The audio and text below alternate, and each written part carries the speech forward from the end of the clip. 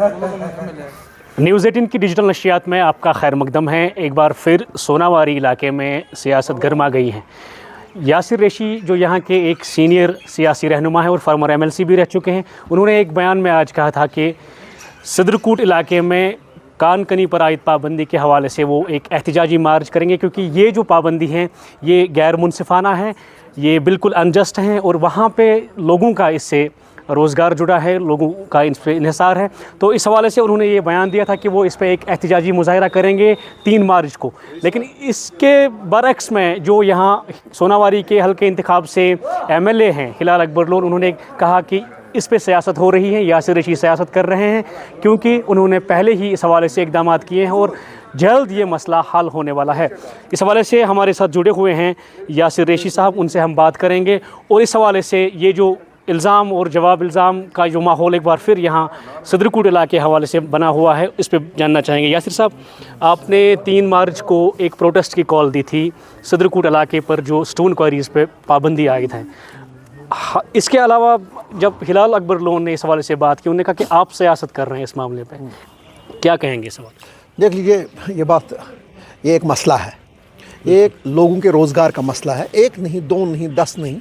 यहाँ गारमेंट इस पोजीशन में नहीं है कि वो 200 लड़कों को कोई रोज़गार फराहम करे, लेकिन ये तो हज़ारों लोगों का रोज़गार का मामला है, हज़ारों है, करीब 30,000 लोग इस पे मुश्तमिल है, फैमिलीज़ इस पे मुश्तमिल है, हज़ारों लोग। ठीक है, इस पे तो हमें बात करनी है, सियासत नहीं करनी है। हमने इंतज़ार किया गवर्नमेंट का, क्योंकि उन्होंने रखा था, अपने मैनिफेस्टो में रखा था कि ये हम सबसे पहले ये मसला हल करेंगे, लेकिन मसला हल हुआ नहीं। आज 6 महीने होने को आए हैं, आज तक हुआ नहीं। इसलिए हमें यही एक ये था कि हम सड़कों पे आ जाएंगे। उसमें हमारे जो सीनियर है, मतलब बाकी लोग हैं, सलाम साहब है, बाकी इन्होंने ये भी कहा था भले ही इनको गिरफ्तार होना पड़े, कुछ होना पड़े, लेकिन उसके लिए भी तैयार है, क्योंकि ये रोज़गार का मसला, गवर्नमेंट को मसला हल करना है। हिलाल साहब ने साथ ही बयान दिया कि ये आप सियासत कर रहे हैं, क्योंकि ये मसला तो अब हल हो गया है, होने वाला है। ये मैंने असेंबली में रखा है, ये असेंबली में हल हो रहा है, जो 3 तारीख को लगने वाली है। तो 3 तारीख को ही इसने क्यों रखा है? क्योंकि इसको पता है ये मसला हल होने वाला है। 3 तारीख को हमने इसलिए रखा था क्योंकि 3 तारीख को असेंबली थी, हमें उनके नोटिस में लाना चाहते थे कि ये एक मसला है।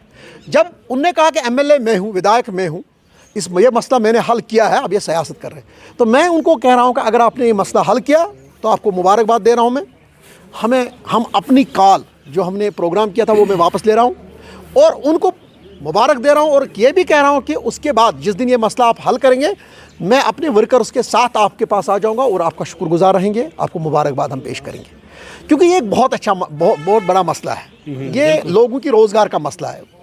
तो इसलिए मैं इसमें पॉलिटिक्स नहीं करना चाहता हूँ। मैं उन्हीं को ये कहता हूँ कि उन्होंने ये किया है, अगर ये मसला हल किया है तो हम उनको इंतज़ार। आप ईमानदारी से कह रहे हैं? देख लीजिए, ईमानदारी इसमें करनी पड़ेगी, क्योंकि ये लोगों का, क्योंकि मैंने इससे पहले भी आपको कहा था, और क्योंकि मैंने दावत दी थी हिलाल साहब को इससे पहले भी, या अकबर लोन साहब को दावत दी थी कि आप इस पर हम एक जॉइंट एक फॉर्म बनाएंगे, उसमें कि जिसकी लीड अकबर साहब करेंगे, क्योंकि ये एक मसला था। हाँ, मैंने कहा था, लेकिन उन्होंने उसकी कॉल नहीं ली। ये ईमानदारी ही रहना पड़ेगा। देख लीजिए, हमें अपने लोगों के साथ वफादार रहना पड़ेगा। यही वो लोग हैं, चाहे मुझे कम वोट दिए या ज़्यादा दिए, वोट तो दिए, हिलाल साहब को तो दिए, इम्तियाज़ साहब को तो दिए। हमें अपने लोगों के साथ वफादार रहना पड़ेगा और ईमानदार रहना पड़ेगा। ये उनके रोज़गार का मसला है, इस पर हम सियासत ना करें तो अच्छी बात है। लेकिन अगर ये मसला नहीं हल हुआ, इसके बाद वो तैयार हैं। अगर इस बार भी उन्होंने धोखा दिया, जो नेशनल कॉन्फ्रेंस की रिवायत रही है, जो उनका ये रहा है, जो 30 साल से वो लोग यहाँ पर हुकूमत कर रहे हैं, उनकी फैमिली हुकूमत कर रहे हैं, आज तक रोज़गार के वसाइल पैदा नहीं कर पाए। मुझे वो बता दें, उन्होंने एक रोज़गार के वसाइल यहाँ पैदा किए? कौन सा प्रोजेक्ट उन्होंने लाया यहाँ? उन्होंने पीने का पानी तक आज तक मुयसर नहीं हुआ इलाकों में। 30 सालों में आज तक अभी भी बहुत से इलाके रॉ वाटर पी रहे हैं।